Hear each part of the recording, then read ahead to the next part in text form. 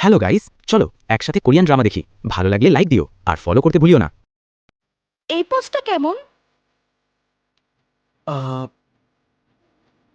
এটা ঠিক আছে, কিন্তু বুবলি, তুমি কি আমার মুখোমুখি হতে পারবে এই দিকে ফিরে?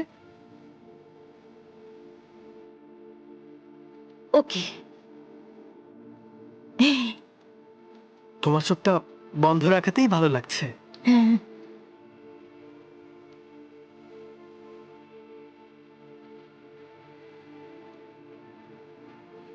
বুবলি, তোমার সামনের চুলগুলো